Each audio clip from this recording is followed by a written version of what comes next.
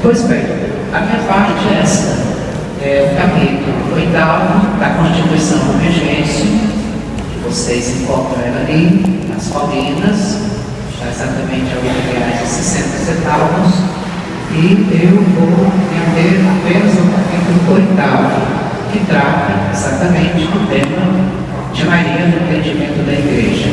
Ontem a reflexão foi importante, porque ela serve de base para a gente refletir hoje o que a Igreja diz a respeito de Maria. Existem muitos outros documentos do magistério, até o Concílio Vaticano II, mas consideramos, vocês podem pegar os livros, os documentos que vieram depois, todos eles estão voltados para a Constituição do Regêncio, para o capítulo 8º.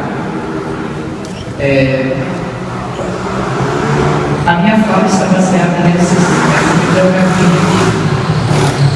Eu sempre gosto de dizer que o mais importante do que está escrito, que tem 4 páginas, é a bibliografia que a gente consultou, leu, para escrever, para comunicar, de forma sintética, breve, que eu vou fazer. Então, primeiro é um compêndio do Concílio Vaticano II.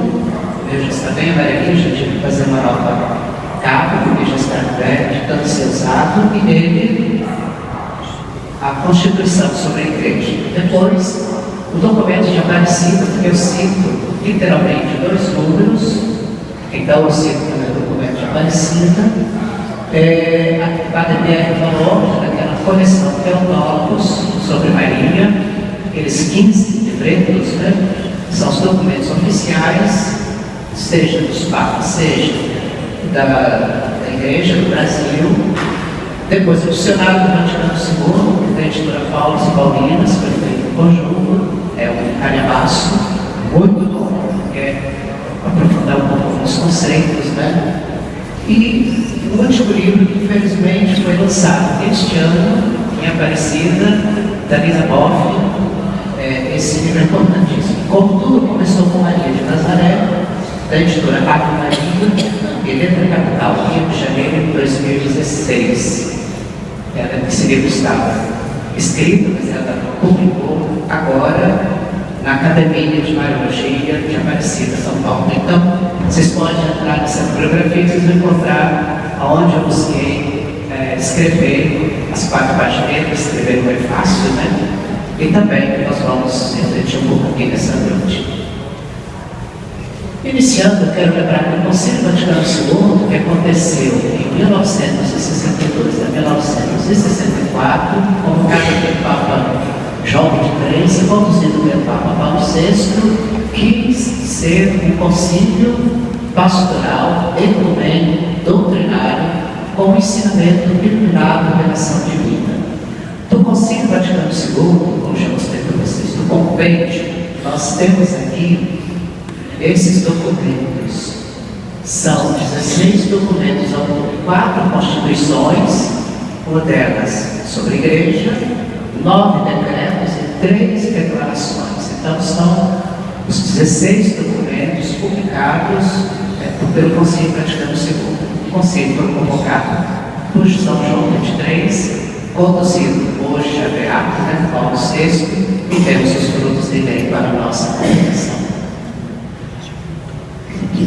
Nossa reflexão sobre a Virgem Maria está baseada no capítulo 8º da Constituição do Regêncio, sobre a Igreja. O Regêncio é uma palavra do latim que significa luz dos povos.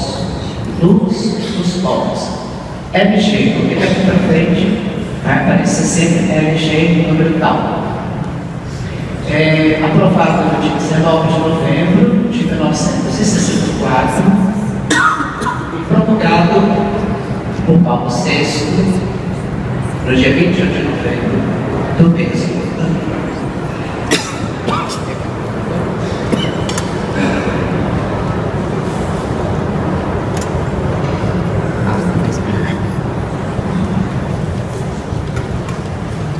Muito bem. São os vírus que vão chegando, O capítulo 8º da Constituição. Vamos ver? Esse ele dá uma treva. As mulheres. A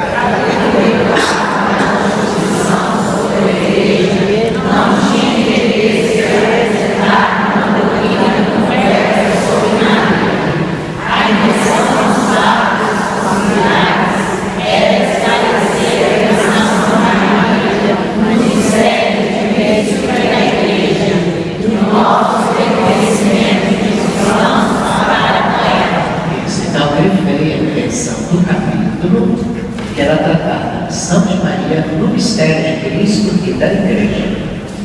Então essa é a intenção fundamental do concílio quando tratou de Maria, porque havia a intenção de escrever um documento específico sobre Nossa Senhora.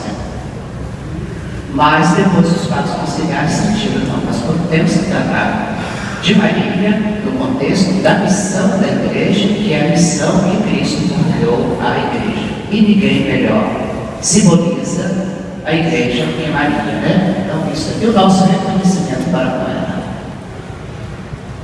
Os homens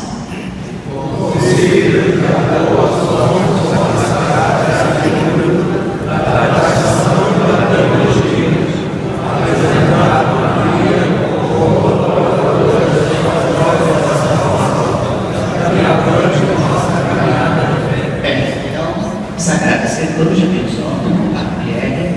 Tradição, o que significa? É aquilo que nós recebemos da Igreja. A Sagrada Escritura está na Bíblia.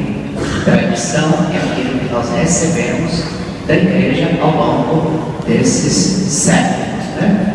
E da teologia. Teologia é reflexão sobre Deus. Deus, domínio, estudo. Então, da reflexão sobre a nossa fé.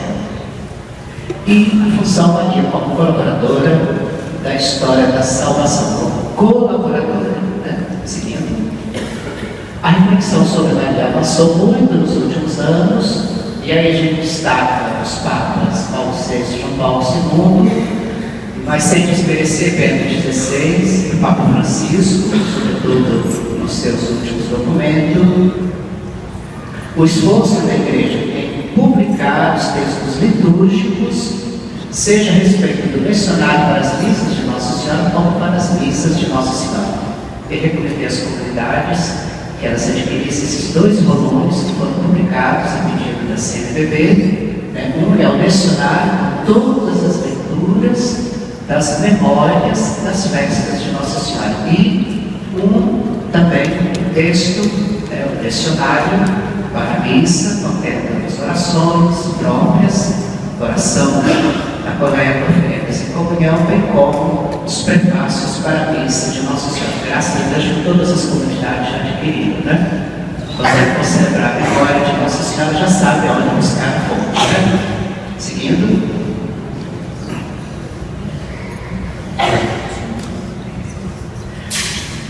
Podemos afirmar que o Concílio Vaticano II foi um acontecimento do Espírito, uma referência essencial para compreender a fé da Igreja em todos os sentidos.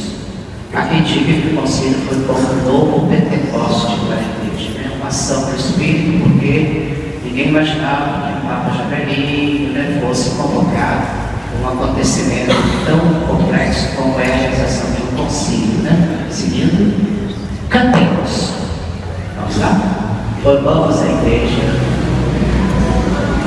Formamos a Igreja reina, que caminha para o reino do Senhor. Vivendo em comunidade, nós faremos este mundo ser melhor. Então, logo de início, documento para confrontar e dar a durada da missão de Maria no mistério de Cristo e da Igreja. Missão de Maria no mistério de Cristo e da Igreja. Então quem tem que aparecer é Cristo na ação da Igreja, né? Citando Santo Agostinho, o concílio afirmou que Maria é mãe dos membros de Cristo, porque cooperou pela caridade para que na Igreja nascessem os fiéis que são membros desta cabeça. Evangelho número 53. Então, citação literal de Santo Agostinho, do século III, né? Ela foi colocada na comunhão dos santos, diz o número 54 da Evangelho. Ela ocupa na Igreja o lugar mais alto depois de Cristo e mais perto de nós. Daí porque a expressão divina, como o Padre Pierre ontem destacava a partir do capítulo 2 do Evangelho de São João. Façam tudo o que ele vos disser. Então essa expressão fazer que serve é uma expressão que recorda Maria como medianeira. Então, depois de Cristo, mais próximo de nós. Sim? Cantemos. Agora Maria Maria.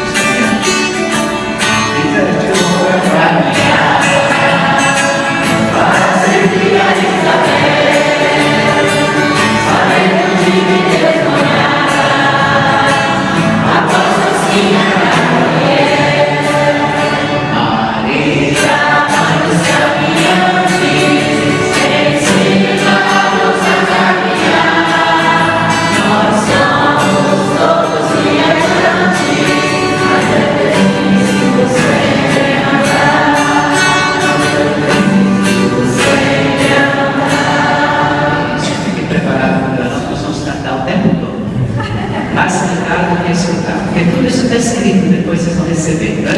Aqui é só para a gente ter uma ideia do que diz o capítulo 8. Seguindo, então, o segundo aspecto que o concílio tratou é a missão de Maria na história da salvação.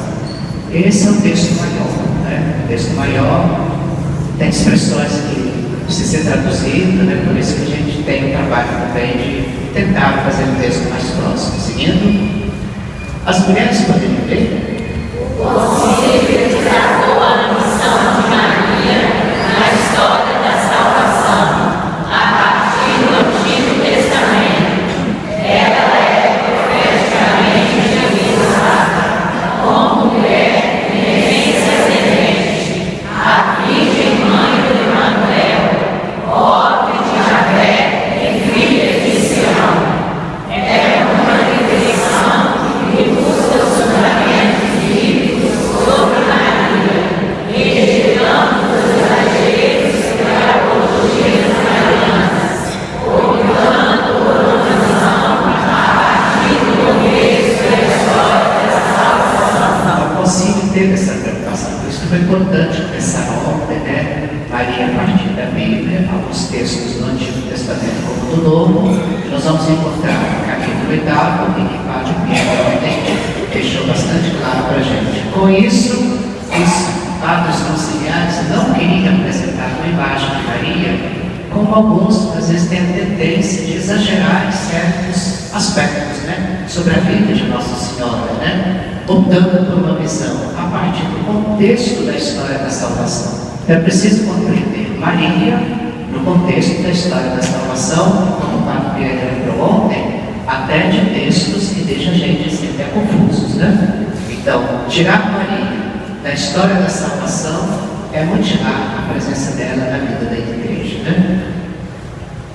Os homens, ao destacar a imagem de Jesus a partir do Novo Testamento, o concílio afirma que na anunciação ela foi um instrumento e cooperou para a salvação humana com livre fé e obediência. Ela respondeu plenamente à proposta divina, pois é toda santa, plasmada pelo Espírito Santo, como nova criatura. Ela é acolhida como um peregrino na fé, de Caná até a cruz. ela que cooperou para a salvação, na liberdade, também na obediência. Embora também cuidado, questionado, mas na fé, na obediência, ela aceitou a proposta de Deus, né? E respondeu, e por isso mesmo se tornou mulher santa, porque acolheu o Espírito de Deus. O que vai acontecer na sua vida não é obra humana, mas é obra do Espírito. Por isso, né, Maria é acolhida como peregrina na fé, e aí toda a sua vida, de Caná até a cruz, né? De Caná até a cruz, da Anunciação até a cruz, uma única história de Maria de Nazaré. No Novo Testamento encontramos que síntese ressaltando a união entre Maria e seu filho, desde a concepção até a cruz, isso que eu acabei de dizer. Diz o concílio: encontro dela com Isabel, na alegria do nascimento junto aos pastores, na apresentação do templo, na dor diante do seu filho perdido no templo, no gesto de conservar e meditar os fatos no coração. Ela aparece na vida pública de Jesus em Caná. pela primeira vez. Né? Depois, por sua intercessão, inicia os sinais do Messias. Então o concílio faz essa retrospectiva, seja do Antigo como do Novo Testamento, onde é que Maria aparece na vida de Jesus, ora no silêncio, e depois ela aparece em Caná, o texto que nós já conhecemos, e pedindo assim que a partir daí os sinais de Jesus comecem de fato a se manifestar. Ela é a bem-aventurada por escutar e guardar a palavra de Deus. Ela manteve sua união com o Filho até a cruz, sofrendo com ele e se associando ao seu sacrifício. Então, embora a gente não encontra muitos textos falando de Maria, né, no decurso da vida de Jesus, do ministério público da vida de Jesus, mas é impossível imaginar Maria separada, né? Por isso o concílio diz: ela esteve sempre unida com o teu Filho até a cruz, sofrendo com ele e associando ao seu sacrifício. Acho que aqui também está um indicativo para a missão de muitas mães nossas, né? Essa noite, quando eu acordei, acho que era antes das 4, acho que muita gente acordou antes das 4, não foi? Foi? Uma madrugada cruel, né? E quantas mães se sofrem vendo seus filhos envolvidos nessas situações? Mas elas estão juntas, vai preso, mas vai juntos, né? Então, é a presença materna, que jamais separa do filho, né?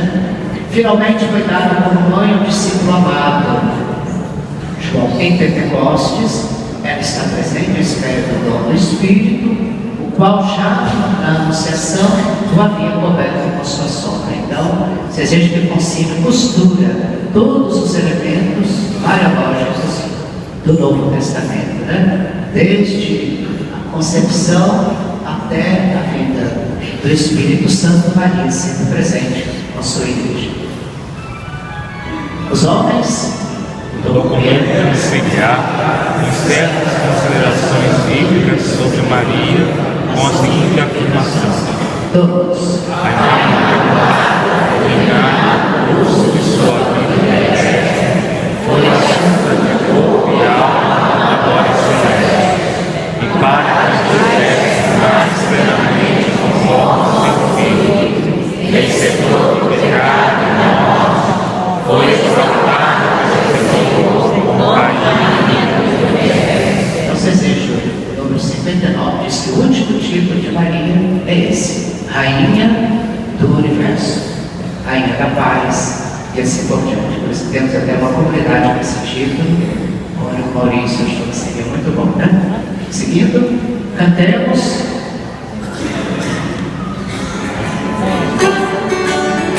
Onde fizeste a caminhada para a cidade de Belém, não encontraste a pousada, mandaste passar além.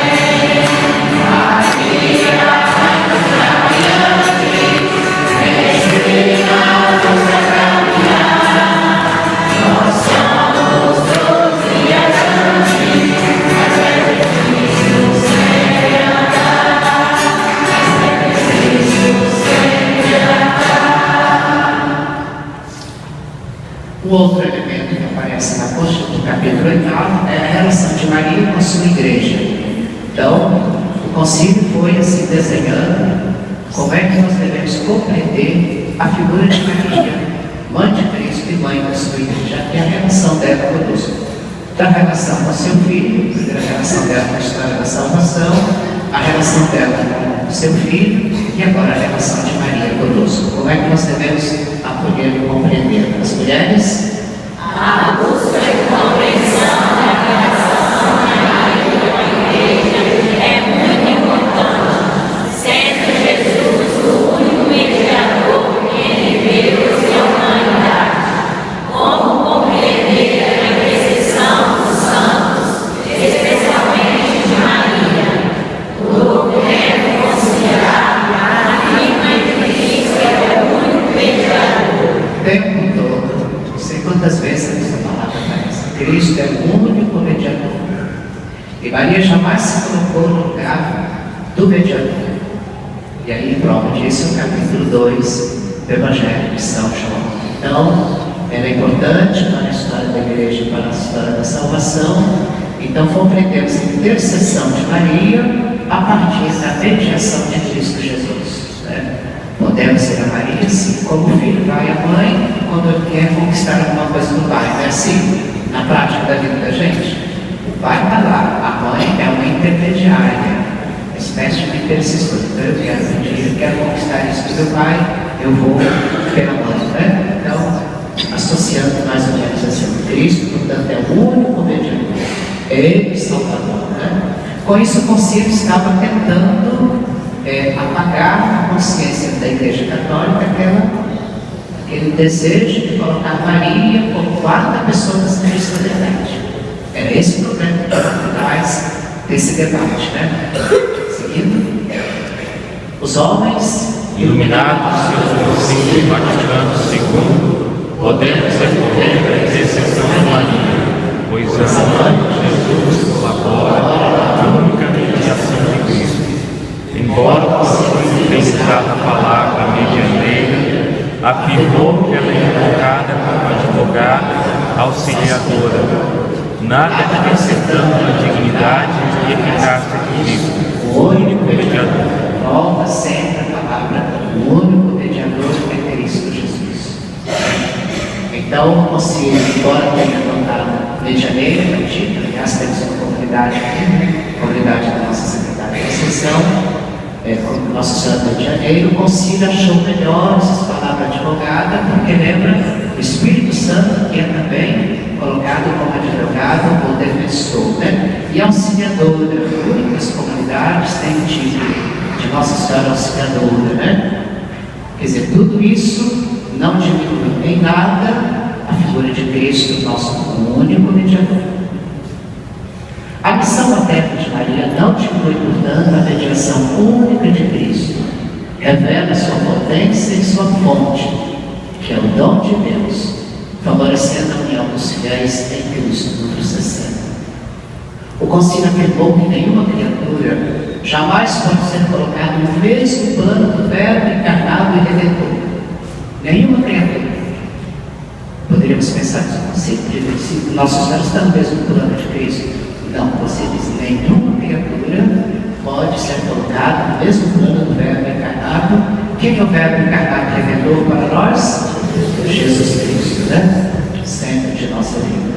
Como criaturas, somos cooperadores. Maria cooperou, nós também podemos cooperar, né?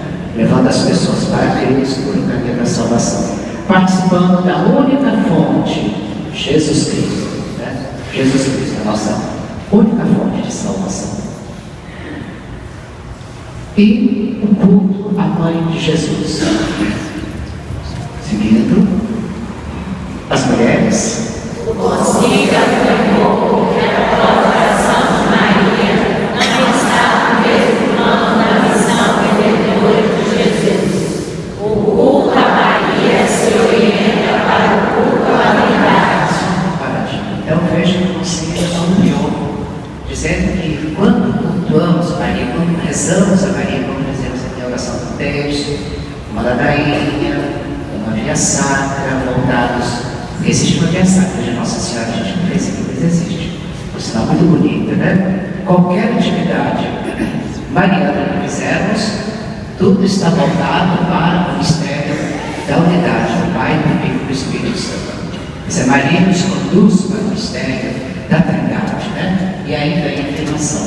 Numa única visão equilibrada, o concílio diz, vamos dizer juntos? Recomenda-se o Maria, evitando tanto os verdadeiros quanto a capacidade do Espírito.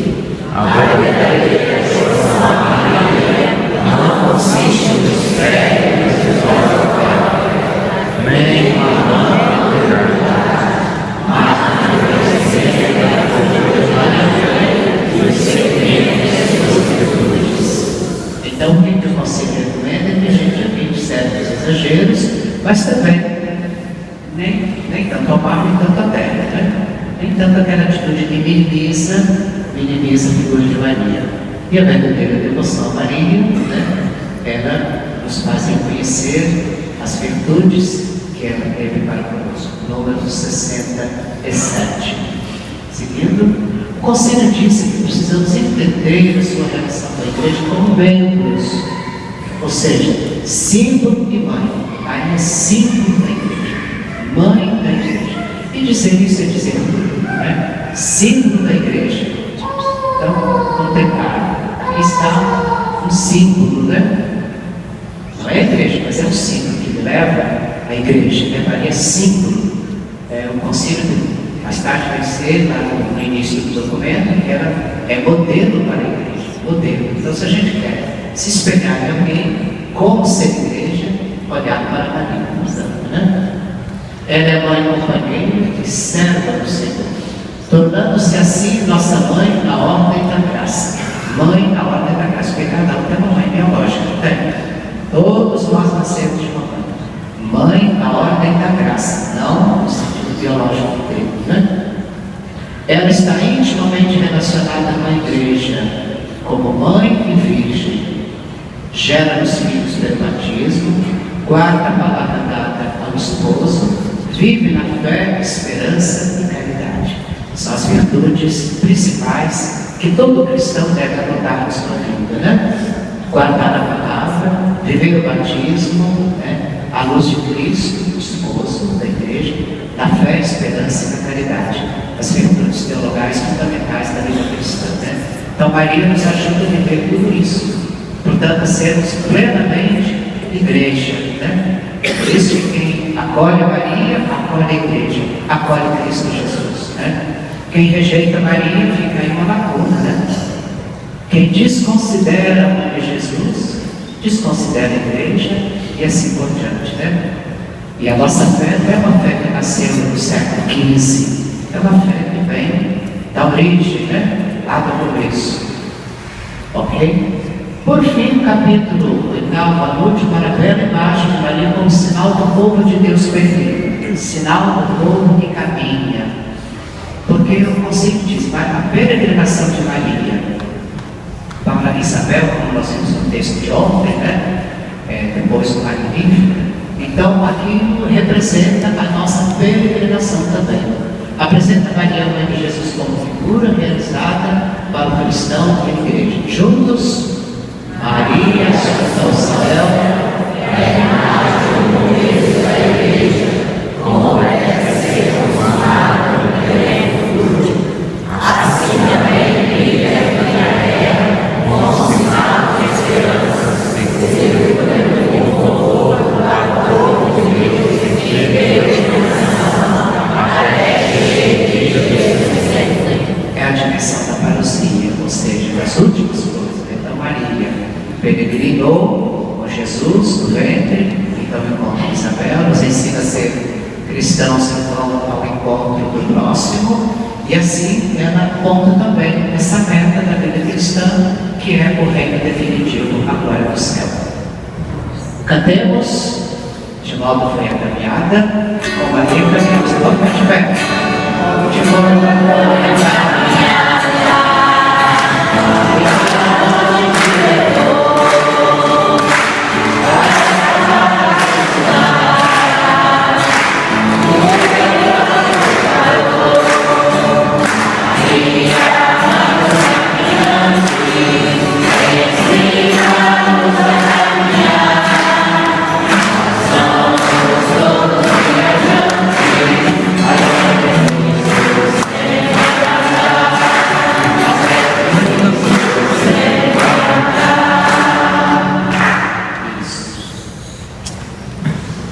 E agora, espécie assim de uma... O que a gente extrai do ciclo, né, do capítulo 8? O que a gente tira para a nossa espiritualidade, para a nossa vivência de fé, para a nossa caminhada, para o nosso seguimento de Jesus? É uma tentativa de extrair do documento aquilo que é possível. Sempre tira o documento, né?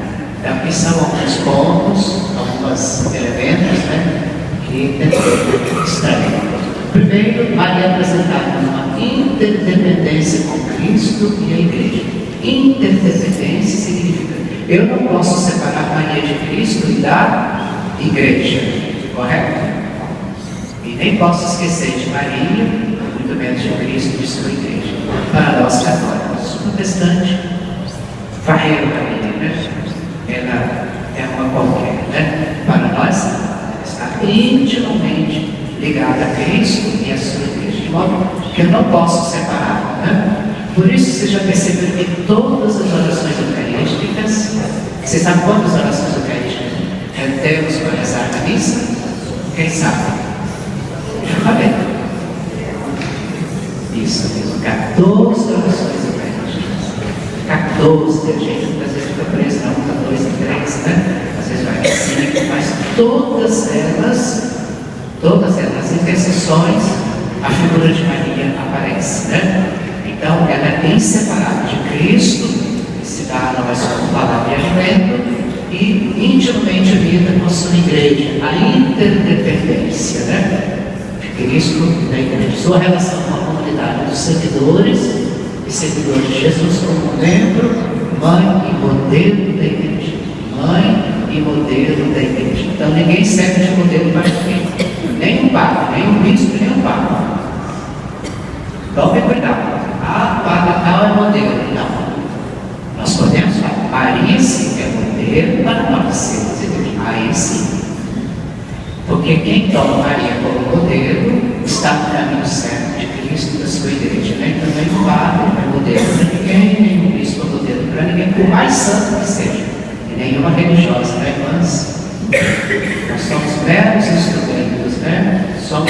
Aliás, a nossa responsabilidade é maior diante do povo de Deus, né? Porque sentimos escolhidos, chamados para sermos uma testemunha fiel a Cristo. Então, essa é a primeira conclusão, primeira contribuição. Segunda, no documento nós encontramos outros elementos que são significativos para a nossa fé, para a nossa espiritualidade. Ou seja, Maria como companheira e servidora de Jesus, companheira inseparável. Então a gente imagina Jesus nas pregações, Jesus anunciando o reino, Jesus curando, fazendo milagres, e Maria estava onde? Com ele. Se o concílio diz que nós não podemos separar Maria de Cristo da sua igreja, então não podemos imaginar Jesus atravessando toda a sua vida pública, nos momentos mais difíceis, sem a presença da sua mãe. É possível pensar um filho sem a mãe hoje? Tem mãe que às vezes esquece, né? Aliás, a missa do coração de Jesus canta isso. A mãe será capaz de esquecer o filho que ela gerou? Mesmo que ela esqueça dele, mas na memória ele está sempre presente, né? Então, companheira e servidora de Jesus, mulher peregrina na fé, de Caná até a cruz. É interessante, o documento insiste muito para mostrar que Maria sempre esteve presente na vida pública de Jesus.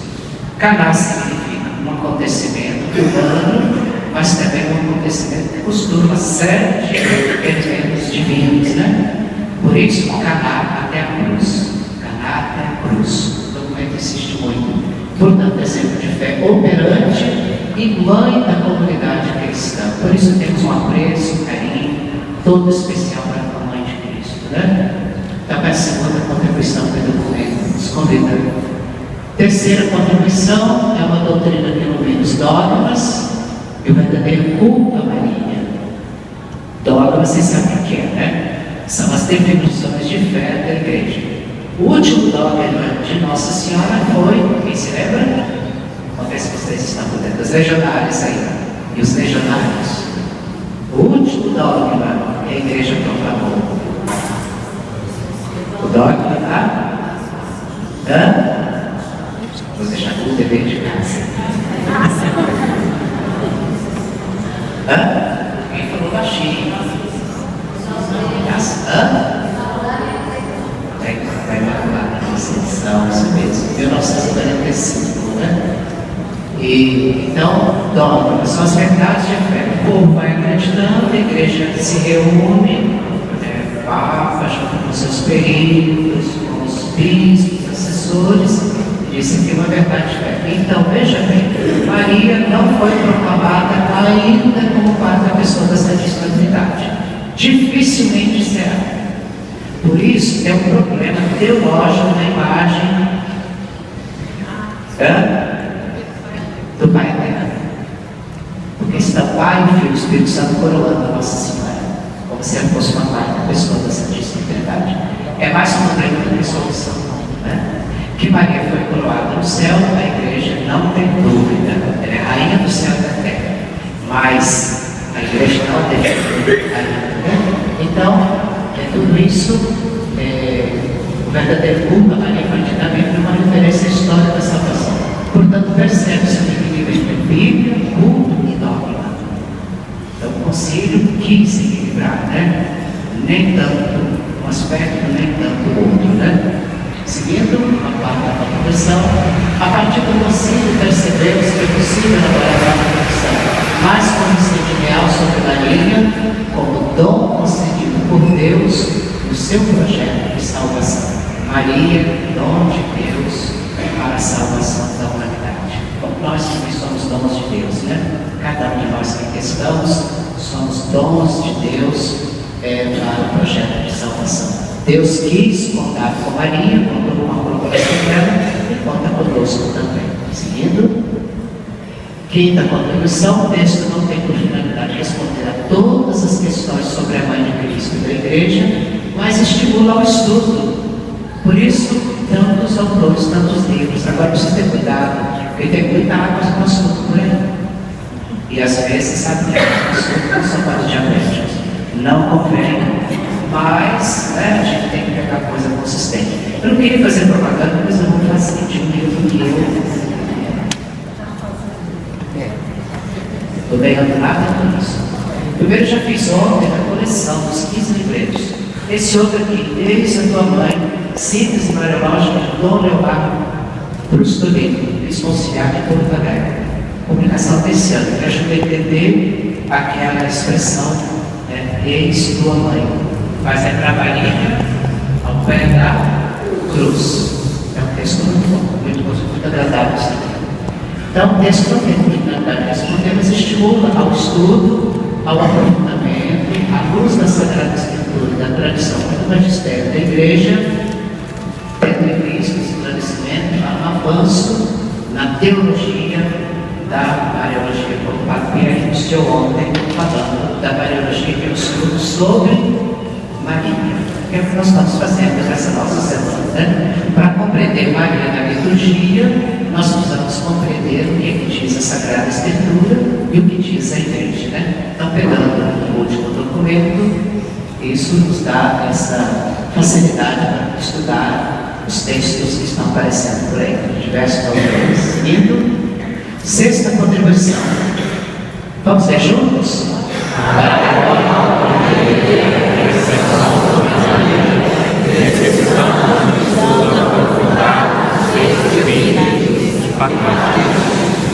Pois os documentos não fazem nenhuma referência aos tratados tradicionais da devoção a Maria, como proliferado nos séculos. O texto é um texto que veio de trás para frente, veio para trás, do meio para o começo, do meio para o fim. Vocês não vão encontrar nenhuma alusão à questão dos videntes, pessoas que estão vendo Nossa Senhora por aí afora. Não tem. E a questão das aparições. Por isso que muitas pessoas estão vendo Nossa Senhora na igreja e não diz nada. Porque às vezes é coisa da projeção da mente. Entendeu? Então, a igreja analisa muito para declarar que aquilo é realmente um acontecimento de fé, né? Então, o texto se inicia sobre muitos textos que foram escritos por pessoas até de uma espiritualidade muito forte, mas o documento não leva nessa direção. Então, procura ver Maria a partir dos fundamentos da Bíblia, da tradição, do magistério, e aquilo que realmente pode contribuir para uma espiritualidade e uma liturgia mais sólida sobre a Mãe de Cristo e da Igreja. Então, a Igreja tem algumas dificuldades. Ultimamente, ela tem pouco pronunciado sobre a questão dos videntes. Fátima foi um problema sério para a Igreja.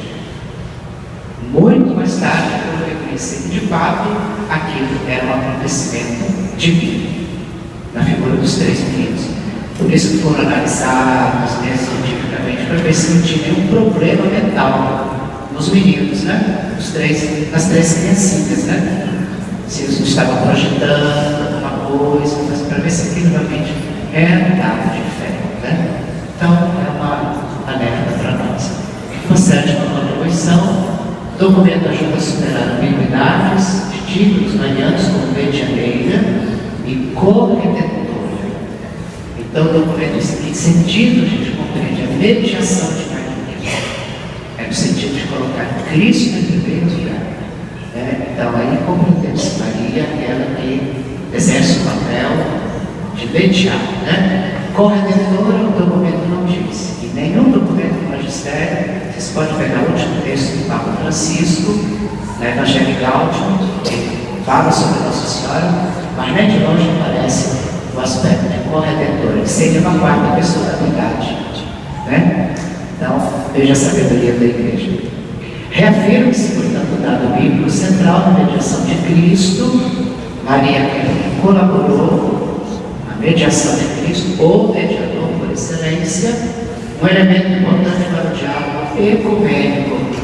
É interessante, os protestantes, né, mais históricos, luteranos, presbiterianos, metodistas, poucos, né, eles têm uma estima elevadíssima para com Maria, nossa mãe, né? Então, graças ao Concílio Vaticano II, que possibilitou esse diálogo novamente. Maria e os santos são colocados como cooperadores na missão salvífica de Cristo, numa subordinação ao Salvador. Sempre Cristo, depois Maria, os santos e assim por diante, né? Então, essa é outra contribuição que recolhemos na Constituição. Última, o Concílio aberto para o subtrair Maria do cotidiano dos católicos. O que significa subtrair? Tirar. É impossível, né? É impossível tirar Maria do nosso cotidiano. E afirmar que nem todas as formas de devoção mariana são saudáveis. Então, graças a Deus, a Igreja de Maria nos ajuda muito, né? Também a Mãe Peregrina, nutre uma espiritualidade sólida sobre Nossa Senhora, está portando o concílio, né? Diz o concílio também que nós corremos o risco de cair numa fé estéril e transitória. Uma fé estéril e transitória. É uma palavra de períodos do concílio, contribuindo para a espiritualidade a respeito dos fundamentos da fé católica. Lembrem que na peregrinação da imagem de Nossa Senhora Aparecida veio um adolescente conversar comigo, indignado, achando que nós estamos colocando Nossa Senhora acima de Cristo. Olha, o adolescente teve a coragem e veio me enfrentar. Padre, vocês estão colocando Nossa Senhora no lugar acima de Cristo. Porque ele viu coisas que mexeram com a estrutura de fé dele. E eu jeitosamente conversei com ele, né? Jeitosamente, graças a Deus, ele continua firme na igreja. Está na preparação de Cristo, né? Ele não está aqui, não estou vendo ele. Eu vou falar o nome de vocês, logo ao identificado, né? Um adolescente nosso, né? Então, às vezes, nossas atitudes podem provocar uma reação, né? Por isso que não convém a gente, por exemplo, debater com os protestantes. Não, eles têm jeito de acreditar, nós temos o nosso, né? Se você entra nesse diálogo estéril, né? E não leva para caminho. Então a gente precisa ter muito cuidado. O diálogo com o diferente que não nos aceita, é melhor a gente. Eu tenho 61 anos de idade, você sabe disso, né? Sexta-feira eu completo 33 de maio. Aliás, estão convidados sexta-feira para a missa de 19 horas aqui. Nunca encontrei até hoje um protestante que venha debater comigo sobre Nossa Senhora. Até hoje. E a gente é uma figura pública, não é? Então eu acho difícil o cristão entrar nessa batalha que não vale a pena. É entrar num debate estéril e transitório que não só contribui para a incredulidade do povo, né? A nossa fé é a nossa fé. E fé não se discute.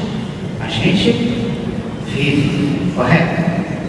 A gente vive a fé e dá testemunho.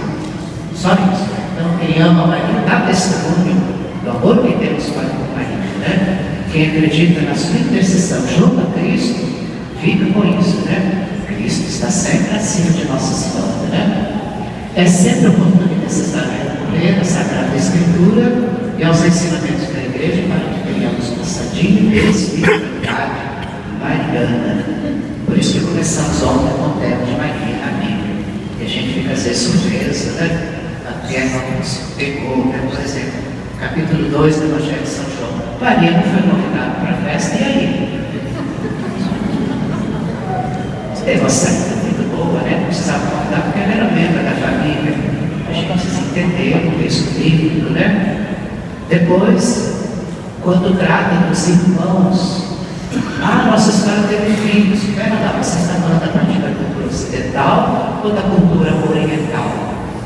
E aí ele falou, inclusive dele, né, que veio da África. Lá na África, quando fala irmãos, está falando de primos. Então precisa ajudar o irmão que pensa diferente a entender a linguagem bíblica, a cultura. Nós estamos no Ocidente.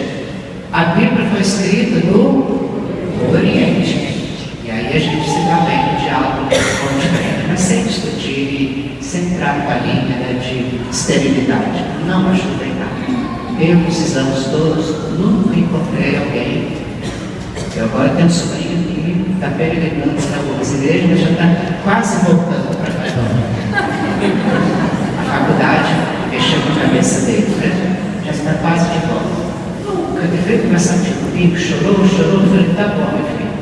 Você é meu sobrinho, eu vou te amar do mesmo jeito. Nós nunca mais vamos conversar sobre a igreja. E aliás, ele veio substituir, ele falar que estava fazendo uma experiência lá, chorou muito. Está com 25 anos, vai casar agora em agosto. E começou a virar a cabeça na faculdade. Passou pela igreja, Assembleia de Deus, Deus é amor, Maranata, Brasil para Cristo, e agora já não escalhava mais. É assim, universitário. Eu vou discutir com meu sobrinho sobre a religião? Jamais. Eu vou dar testemunho para ele. Eu não vou na celebração do casamento dele, porque ele vai casar na igreja protestante. A noiva passou para lá. Eu vou chegar no final, vou dar um abraço nele, e depois, se eu estiver lá, eu vou à recepção. Né? Então, é meu sobrinho do coração. Jamais vou conversar com ele sobre igreja, porque nós estamos em pontos diferentes. Né? Então, não vale a pena entrar no debate estéril e transitório, que contribui para a incredulidade de quem entra nessa ciranda. Né? Então, a gente ama Maria, e respeita o diferente, e é agressivo e pensa diferente de nós. Né? Então, oitava contribuição, acho que vamos cantar. Ok? Vamos ficar de pé? Esse é diferente. Não é o Maria vai nos caminhante, não.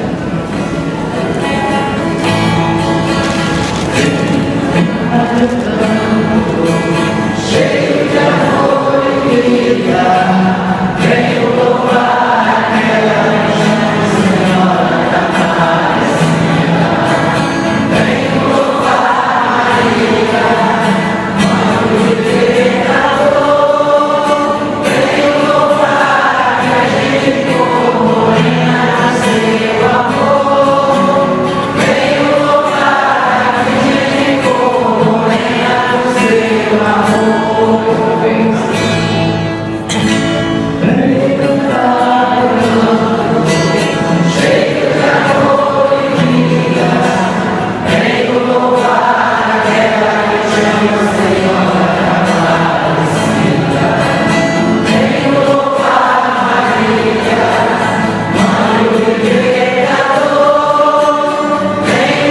amor.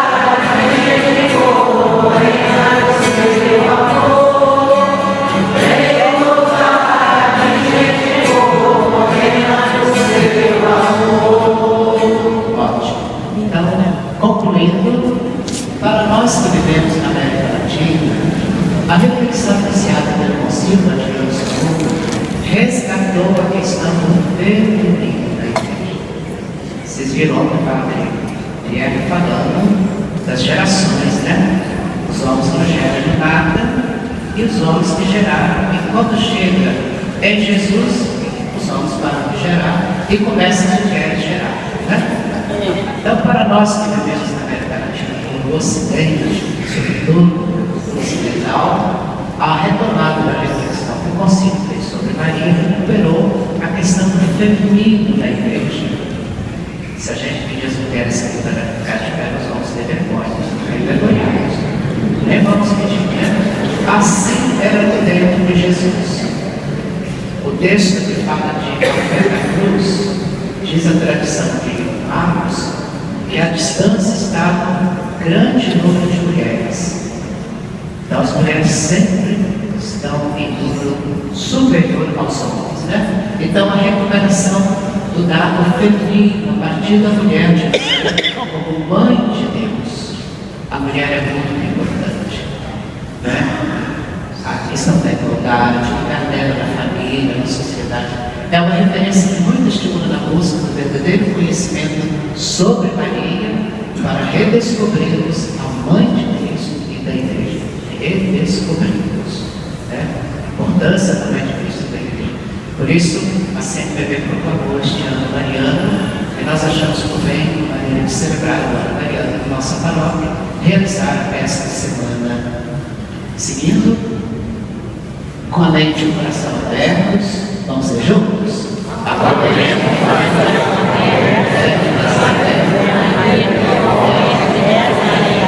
Mulher forte, perfeita, símbolo de Jesus, peregrina na fé, profetiza, sinal da oração, mulher, solidária, e mãe carinhosa dos cristãos. Então, mente e coração abertos, mente e coração fechados, nada modifica, né? Então, nós acolhemos como mulher, a mulher de Nazaré, a mulher forte, perfeita, discípula de Jesus, aquela que peregrinou e continua peregrinando, aquela que profetizou, magnífica, né? É a profecia de Maria, né? De onde Deus, de que lugar Deus está, né? A segunda parte do Magnífico expressa claramente a unção de Deus, né? Pelos pobres, mulher, cuidado feminino, mãe da comunidade, solidária com os crucificados deste mundo e mãe carinhosa para os cristãos. É bonito isso, né? Com essa referência, compreendemos os dogmas marianos que nos ajudam na vida espiritual. Sentimos motivados a percorrer o caminho humano de Maria, mulher sempre presente ao lado de Jesus, nunca separada. Jesus está pregando o Evangelho lá em Cafarnaum, Maria dentro de casa. Impossível imaginar isso, gente. Jesus está diante de Pôncio Pilatos sendo julgado e Maria está dentro de casa. Impossível, né? Então nós aprendemos com o Concílio, novamente, a peregrinar com Maria e peregrinou com Jesus. E por isso ser igreja peregrina hoje também, né? Caminhando com Jesus. E isso é motivo de alegria. Sentimos motivados a percorrer o mesmo caminho humano a partir de Jesus, no respeito aos valores da piedade mariana, como vamos ver amanhã, porque o povo ama tanto a Nossa Senhora e cria tantas coisas bonitas, e algumas delas precisam até ser gravadas, né? A piedade popular, o segundo tema de amanhã, sem obscurecer a figura de Deus, sempre em evidência a figura de Cristo, o único mediador. Vamos juntos?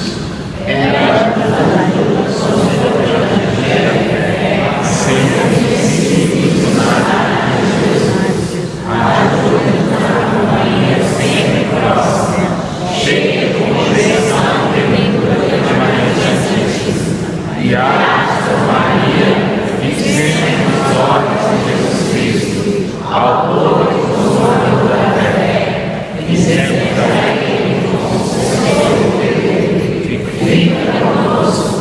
fica conosco, Senhor, verdade de amém. Fica conosco, Senhor, somos teus seguidores também. Isso, essa expressão pode tradição do São João Paulo II. Quando convocou a igreja para viver o jubileu, dos 2 mil anos do nascimento de Cristo, ele será um ano, será uma festa para nos fixarmos cada dia mais em Cristo Jesus. Então Maria nos ajuda. Aquela expressão, faça tudo o que ele disser. Então fixar o nosso olhar em Cristo com a ajuda de Maria, porque assim ela viveu o documento de Aparecida, né? Vamos dizer juntos. Bora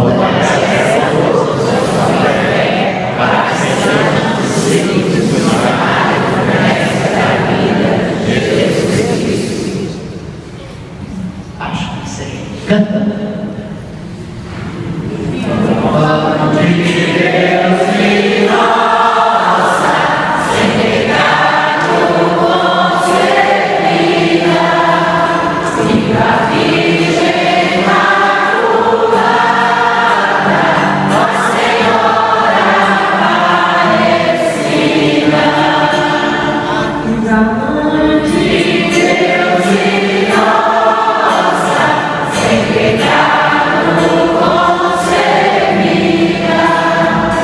Obrigado.